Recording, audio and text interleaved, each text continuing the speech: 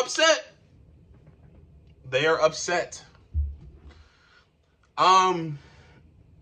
The MCU, I think it's a very hard job to make decisions at MCU right now, because there are a lot of people that have a lot of opinions, and you're not going to please everybody. You can like make decisions that are like universally liked in general, but like you're not gonna please everybody. Now, there was some news that came out at San Diego Comic-Con that Robert Downey Jr. was going to be joining the MCU again as Victor Von Doom. He's going to be playing Victor Von Doom, Doctor Doom, in the next Avengers film, Doomsday. People are upset.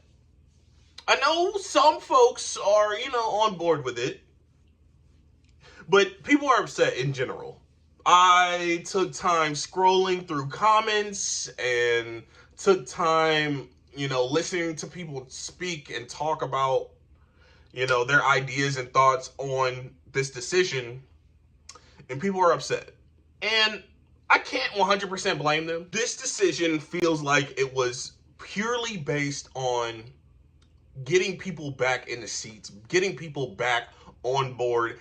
Oh, they love Tony Stark. They love Robert Downey Jr. Let's bring him back as, this villain that people are very excited to see.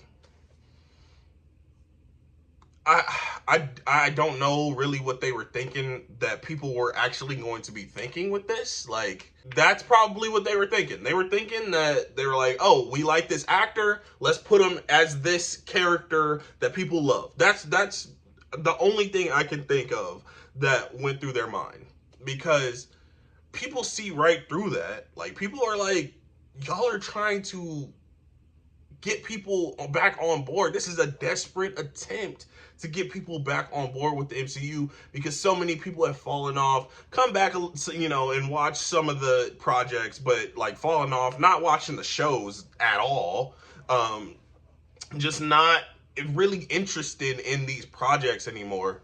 And I can't 100% blame them. I'm in the boat where there are some mediocre content coming out, but it just doesn't feel like a clear direction that the MCU is going in. After this announcement, it feels a little bit more clear, the direction that they're going. But is it a good direction? I still have that question. After everything with Jonathan Majors and Kang and stuff like that, they scrapped that. And that's okay, because everything with Ant-Man and Quantumania and Kang and everything like that, it kind of turned me off from Kang. Even though Victor Timely was in season 2 of Loki, which I liked his story, I was kind of done with Kang. I wasn't really that interested. And I feel like a lot of people felt the same way. But this decision to make Robert Downey Jr. Tony Stark is a very interesting one, especially for me, because I'm not 100% against it. I understand why people are mad about it and upset about it, but I'm not 100% against it. Let me tell you why. So, we know that Tony Stark had this epic ending, and he impacted everything that happened in the MCU. A ripple effect once his film came out, his first film came out. We had the Avengers that were formed. He influenced several people. We have Rhodey, we have the kid from Iron Man 3, his name escapes me right now. We got Peter Parker, we got Happy Hogan, obviously Pepper, and then their daughter. Like, we have so many people that he influenced, and to see this world react to him, his face, Tony Stark's face as Victor Von Doom, this villain that has such ill intentions, to see that, their reaction to this, it will be extremely interesting to me. But AJ, it's not an original story. Apparently, it was in the comics. Like, I don't read the comics that often. I read some of them, but I don't read all of them. But apparently, there is a version of Tony Stark that turns into Dr. Doom. I don't know much about that. I don't know much about that. But I feel like it makes it a little bit better that it is sort of comic accurate. It's not the version that everybody wanted, but it is semi-comic accurate, which, you know, are a few things in the MCU that aren't quite comic accurate, or they tend to leave details out. My big thing is Peter Parker with Uncle Ben. There's no Uncle Ben in the MCU that we've heard of. We definitely should have heard of Uncle Ben in the MCU by now. This decision was no doubt announced right after Deadpool and Wolverine, because we got that epic ending from Logan with Wolverine, and they brought him back into the MCU, and there is no doubt in my mind that they released this announcement because it lessened the blow from Deadpool and Wolverine. They brought this epic character back that, you know, had a perfect ending, and then, you know, want to announce, oh, Robert Downey Jr. is coming back as, you know, this character. Like, it's to soften the blow. Like, I see right past that. I see right through it. This is a whole nother topic that I just want to make a point. The whole thing with Deadpool and Wolverine, Deadpool is the type of character to break the fourth wall, to go to another universe, another timeline, and grab a Wolverine and bring it over to his timeline. That's the type of character that is. It's hard to take Deadpool seriously as an entity in comic book films, just because he has pretty much free reign over anything, and he could talk about anything. He could break the fourth wall. He could talk about actors and studios, and he could just make fun of everything. He can bring things in. You can introduce certain wild ideas, bring people back from the past from other studios and stuff like that. So this was the perfect type of film for that. This decision, as far as making Robert Downey Jr.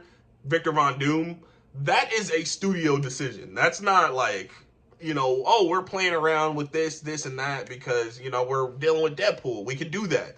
No, this is something totally different. I understand why people are mad. I understand it. I get why people are upset.